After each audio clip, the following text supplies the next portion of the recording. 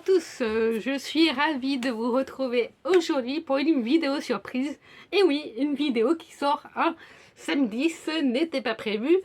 Mais écoutez, Kimi a sorti sa vidéo de présentation pour la nouvelle édition du Greek Mythology Book Challenge. Quelques jours à peine après la vidéo de Givos pour la Pumpkin Autumn Challenge. Et du coup, ça fait qu'il y a une vidéo le samedi qui me permet de vous prévenir que dès maintenant, quand il y aura des annonces de challenge comme ça, auxquelles j'ai envie de participer, il y aura 2 vidéos par semaine pour éviter qu'il y ait que des vidéos de pile à lire qui sortent pendant le mois et éviter un problème de planning par la suite, surtout qu'en ce moment il y a plein de vidéos que j'ai trop hâte de vous tourner, plein d'idées que j'ai et que j'ai trop hâte de vous montrer. Donc c'est un peu compliqué de tout organiser, donc c'est pour ça que lorsqu'il y aura des piles à lire de challenge annoncé, il y aura 2 vidéos par semaine. Là ça tombe le samedi, mais tout dépendra de quand les booktubers annonceront des challenges qui me tentent.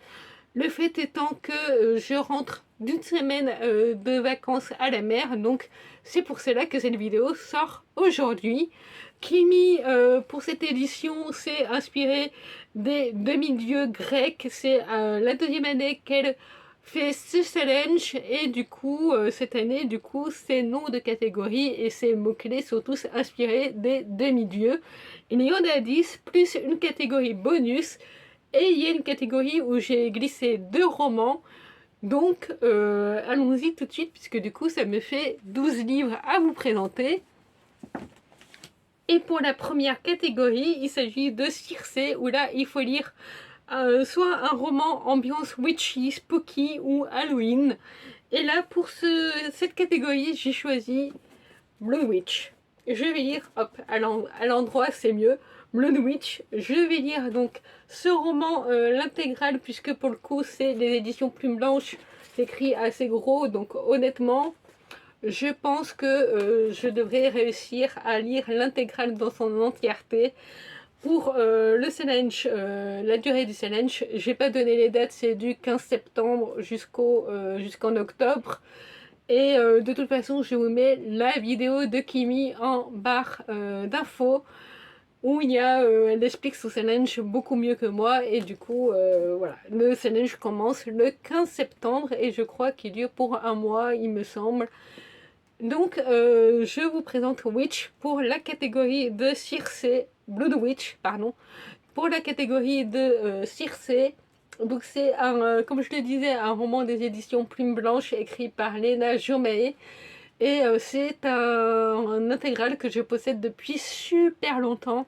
Ça fait vraiment des années que je l'ai, en fait quasiment depuis sa sortie, je crois. Je sais pas quand est-ce qu'il est sorti exactement, mais ça fait depuis la sortie de ce roman, depuis 2019. Ça fait depuis 2019 que je l'ai, donc je pense que c'est le moment de le sortir. Depuis 2019, c'est vrai que je le mets chaque année dans ma pile à lire du Pumpkin. Là, je ne l'avais pas mis, donc c'est l'occasion de le ressortir à nouveau. Ensuite, ah oui, je vous ai même pas présenté le résumé de celui-ci.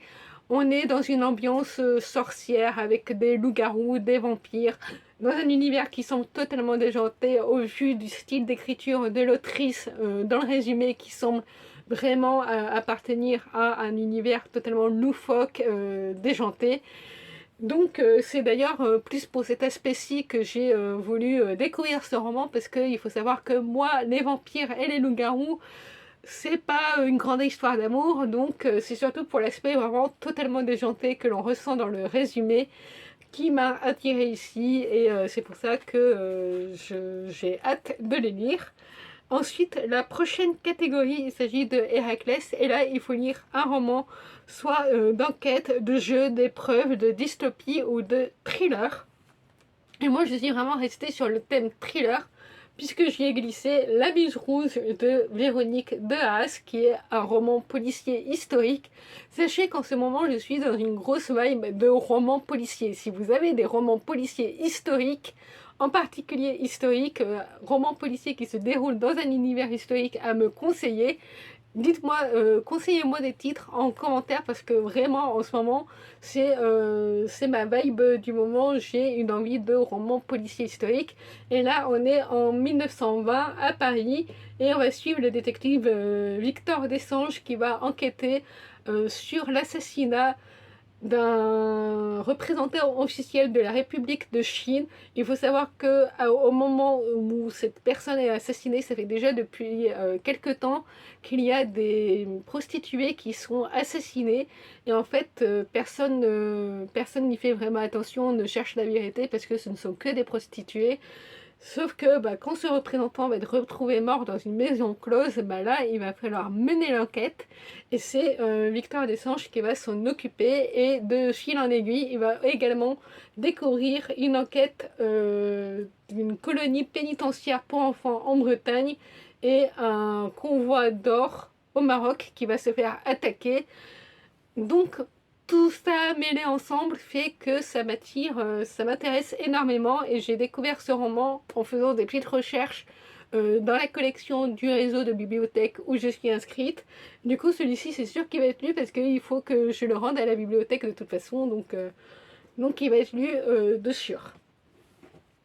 Ensuite, la prochaine catégorie, il s'agit de m'aider. Et là, il faut lire un livre soit de magie, de pouvoir, ou avec des créatures surnaturelles. Et là, j'ai choisi de poursuivre mon intégrale des Lames du Cardinal de Pierre Pével, dont j'ai lu le premier tome cet été pour le Ice Cream Summer Challenge, dont mon bilan sortira en mardi. Mardi, en général, je poste toutes mes vidéos le mardi sur ma chaîne. Et mon bilan de mes lectures de juillet-août sortira dès mardi. J'ai adoré, c'est tout ce que je vous en dis pour spoiler mon avis sur ce premier tome. Et du coup, je vais enchaîner avec le tome 2. J'aimerais beaucoup trouver le temps d'enchaîner avec le tome 3, mais ça m'étonnerait beaucoup vu que j'ai encore tous les livres du Pumpkin à lire aussi. Franchement, ça m'étonnerait que je trouve le temps de terminer la trilogie d'ici la fin de l'automne. Mais sait-on jamais, c'est Pierre Pével, c'est un auteur de fantasy français que j'adore. C'est lui qui écrit notamment Le Paris des Merveilles que je possède juste ici. C'est un univers dont je suis fan, le Paris des Merveilles. Je possède l'édition collector, je possède l'édition de poche en faux cuir. J'ai les hors-séries, les recueils de nouvelles, j'ai toutes les BD. Enfin vraiment c'est un univers de steampunk que j'adore. Et donc dans les Lames du Cardinal, on est en 1633, donc à l'époque de Richelieu. Vous avez le cardinal de Louis XV qui était plus connu que le roi. Et on est vraiment dans un roman ambiance KPDP. Si vous aimez les Trois Mousquetaires, là c'est une sorte de Trois Mousquetaires version fantastique avec des dragons. Et comme je te disais, le tome 1 était génial. Le tome 1 était génial et du coup j'ai trop hâte de lire la suite. Si vous aimez, voilà, si vous aimez aventure, roman de KPDP, les dragons, franchement foncez, les complots à la cour, tout ça, c'est trop bien. Et puis en plus avec l'écriture et la plume magnifique de Pierre Pével, moi j'adore. Ensuite, la prochaine catégorie, il s'agit du roi Minos, où là les mots-clés sont royaume, ascension, au trône, jeu de pouvoir, deuil, mort. Et là, je pense que je peux pas mieux coller à la catégorie avec celle qui devient le soleil, aux éditions Brajlon, écrit par Shelley Park Chan. C'est un roman que j'avais commencé l'année dernière, mais allez savoir pourquoi je n'ai pas continué, alors que j'adorais le début de ce que je lisais. De toute façon, je vais relire tout depuis le début, parce que depuis l'année dernière, il y a forcément des choses que j'ai oubliées, sachant que c'est un univers assez dense en termes d'information et d'intrigue. Là, on est en Chine médiévale, en 1345, pendant la guerre mongole. Une jeune fille et son frère se font prévoir l'avenir, prédire leur avenir par une diseuse de bonne aventure. Et en fait, son frère, pour son frère, elle prédit un immense avenir. Pour elle, rien du tout. Elle a aucun avenir.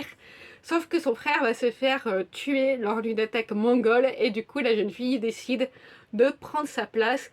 Typiquement, on est dans du classique de la fantaisie fantastique chinoise avec une réécriture très très large de Mulan qui se travestit en garçon pour pouvoir partir à la guerre à la place de son père. Là, on est plus dans le fait qu'une jeune fille veut tout faire pour survivre. Et du coup, vu qu'on est à une époque où en plus la place de la femme en Chine c'était beaucoup plus compliqué qu'actuellement. Déjà que actuellement en Chine c'est pas évident d'être une femme, mais à l'époque encore moins. Et du coup, cette jeune fille va se travestir, se retrouver dans un temple de moines. Et à partir de là, on va suivre toute son épopée, surtout qu'en novembre sort le tome 2. Donc comme ça, je vais vraiment pouvoir enchaîner. Et il y a tout qui est réuni de ce que j'aime dans ce roman-ci. Ça va être trop bien. Et je vois dans mon miroir les reflets de cette couverture absolument sublime. Et ce jaspage magnifique. Il est de toute beauté ce roman. Ensuite, la prochaine catégorie, c'est Orion. Et là, il faut lire soit un beau livre, soit un livre avec des trigger warnings. Et donc, j'ai choisi Les Disparus du pays imaginaire. Alors là, on ne peut pas faire plus beau que ça. Franchement, si ça, c'est pas un beau livre, je sais pas ce qu'il vous faut. Le jaspage, c'est le plus beau jaspage que je possède dans ma bibliothèque à ce jour. Il est magnifique. Et puis la couverture, de toute façon, c'est un livre qui est passé et repassé 1000 fois dans les catégories, dans les vidéos de réseaux sociaux, TikTok, BookTok, Bookstagram, tout ça. Il est passé plein de fois ce livre. Vous l'avez forcément vu passer et il est magnifique. Et ici, on est dans une réécriture très libre du conte de Peter Pan, où on suit Wendy qui est portée disparue depuis, enfin, il y a 5 ans au moment où commence l'intrigue.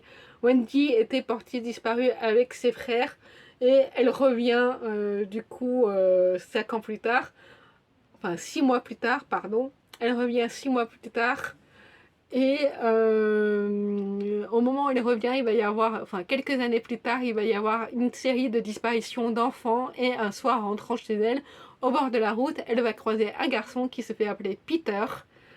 Et voilà. Et de là, Wendy va essayer d'enquêter sur la définition de ces disparitions d'enfants, sur la vérité de ces disparitions d'enfants. Et franchement, Peter Pan, c'est un de mes contes préférés.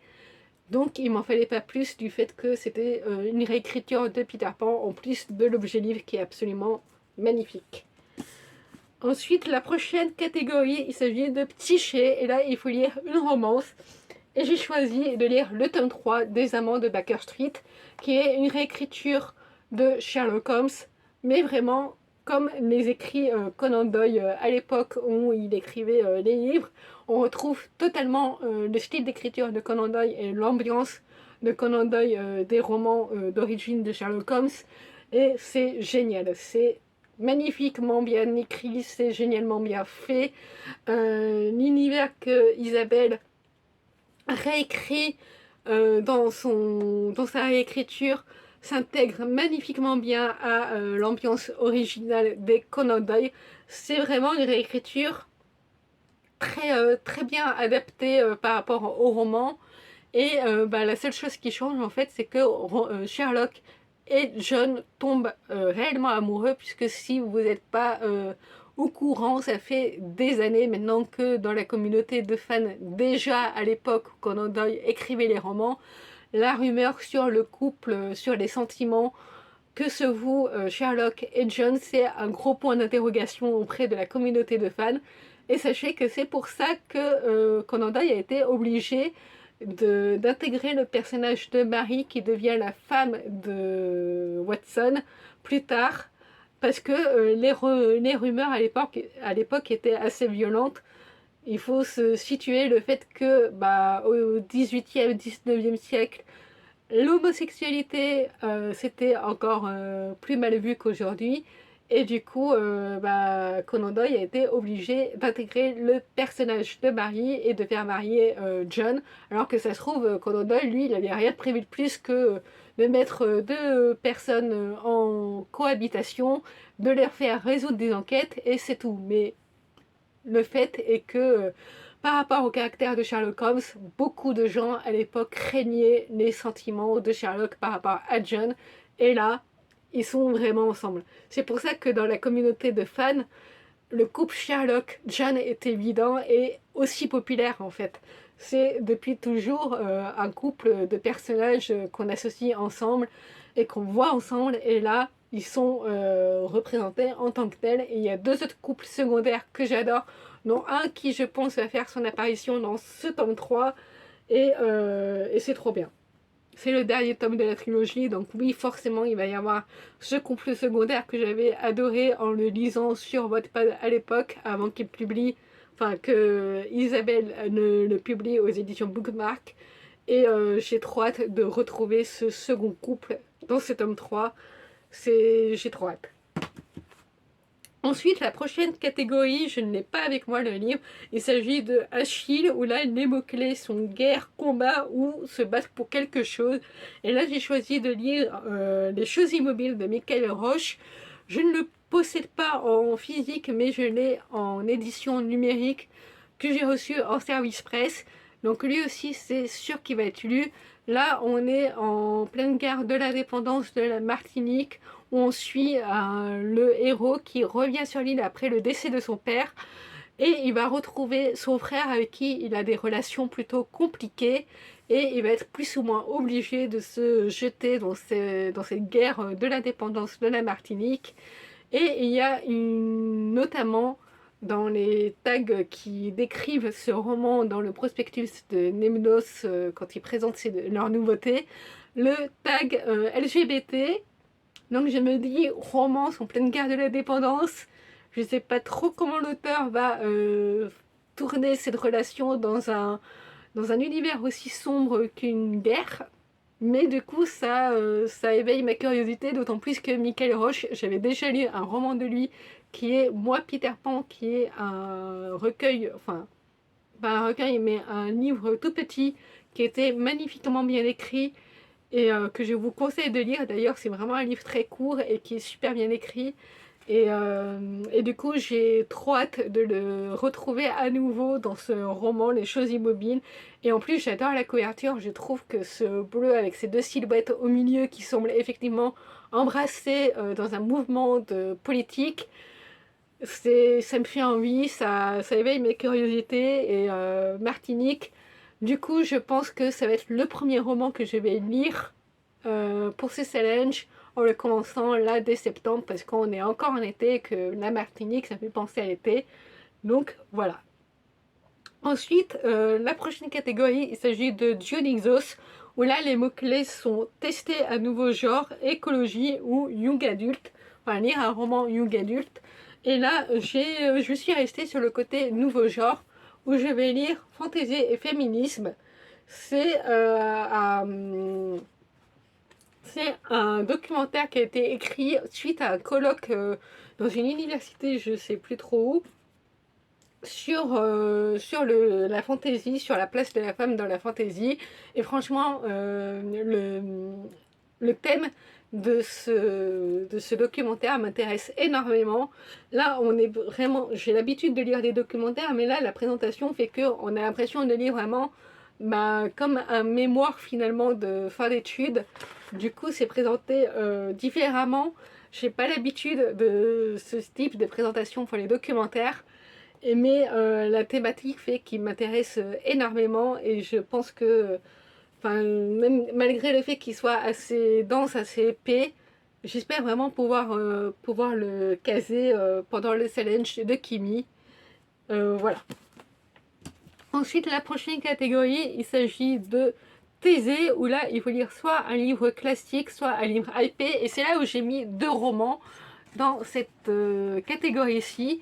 Le premier, c'est Trois enquêtes de Justy, donc c'est un recueil de nouvelles sur les enquêtes de Justy. Et là, on est plus dans le mot-clé roman classique. C'est du policier historique. Encore un roman policier. C'est le 3e roman policier historique de cette palle. Et là, on est en Chine médiévale. Encore en Chine médiévale. Il y a quand même des thèmes qui se regroupent parmi les livres que je vous présente, au cas où ça vous aurait échappé. Et du coup, on suit le juge qui est un représentant du coup du gouvernement qui est très doué pour les enquêtes. Et on suit toute une série d'enquêtes avec ce personnage qui est un personnage culte dans le milieu du roman policier historique. C'est un classique que j'avais découvert quand j'étais encore en licence pour un exposé où justement le thème de l'exposé c'était sur les romans policiers. Et c'est comme ça que j'ai découvert ce roman-ci. Et franchement, il m'a toujours fait envie. Alors oui, la couverture fait très printanière, mais j'ai trop envie de lire des romans historiques en ce moment, donc c'est pour ça qu'il est là. Puis ambiance Chine médiévale, je crois que c'est en Chine. Oui, c'est en Chine. Ambiance Chine médiévale, moi ça me hype. J'adore ça. Et j'ai aussi choisi d'y glisser de mon présage de Terry Pratchett et Neil Gaiman. Alors là, du coup, on regroupe les deux mots-clés. Roman classique, c'est un classique de la fantasy, mais aussi roman hypé du moment, puisque c'est le roman qui est à l'origine de la série Good Omens, où en ce moment, la saison 2 est son plein sur Amazon Prime Video. Il y a une saison 3 qui est prévue.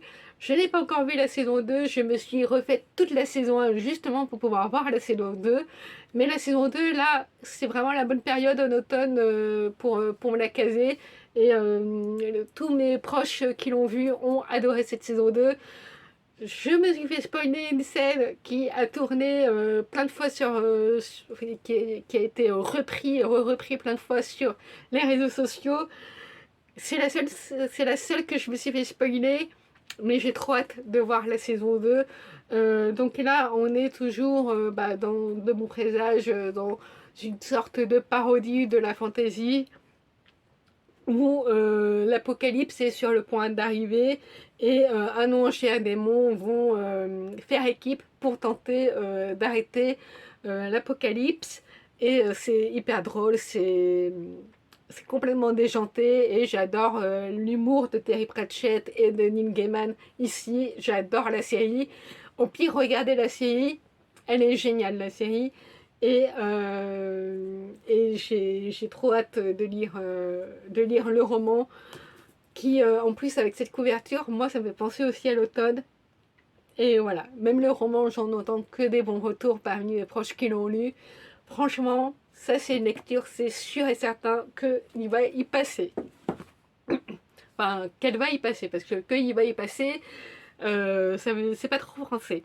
Ensuite, l'avant-dernière, ou la dernière si on compte pas la catégorie bonus, il s'agit de Orphée. Et là, les mots-clés sont rédaction, envers, poésie ou art. Et je suis restée sur l'art, puisque j'y ai mis le manga L'Atelier des Sorciers, le tome 11. Et l'art tout simplement parce que c'est un manga donc il y a des dessins dedans, donc c'est de l'art, voilà. Et l'Atelier des Sorciers, pour moi c'est un manga qui est parfait pour l'automne, c'est assez connu. Si vous ne connaissez pas, je vous le conseille absolument, c'est vraiment en dehors de Détective Conan en ce moment mon manga préféré, je pense.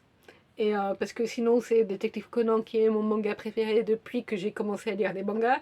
Mais parmi les nouveaux mangas, c'est mon préféré, celui que je suis avec le plus d'impatience chaque nouveau tome et le seul dont je me procure chaque tome en édition collector tellement je suis fan. Là, je n'ai pas eu l'édition collector parce que malgré moi, je n'ai pas suivi la sortie du tome 11 et du coup, je l'ai eu en édition simple, tant pis. Et du coup, j'ai trop hâte. Et la dernière catégorie, la catégorie bonus, il s'agit de Ella. Kimi précise dans sa vidéo d'où vient cette déesse. Je crois que ça vient d'un roman de la fantasy, mais j'en sais pas beaucoup plus. Et là, il faut lire un roman contemporain ou ancré dans le réel. Et j'ai choisi d'y lire Le chat du bibliothécaire. C'est une série de cozy mystery. Et là, c'est le premier tome. Il me semble que c'est le premier tome. Oui, c'est le premier tome. Où on suit le détective Connor Lawton qui va enquêter sur la mort d'un dramaturge, puisque la suspecte numéro 1 n'est autre que sa fille. Et ce dramaturge est connu pour avoir plusieurs ennemis tout au long, pour avoir eu plusieurs ennemis tout au long de sa vie. Donc Lawton va enquêter et voilà, c'est du Cozy Mystery. C'est une saga qui est assez connue dans le milieu et qui m'a toujours fait envie. Et pareil, j'ai trop hâte.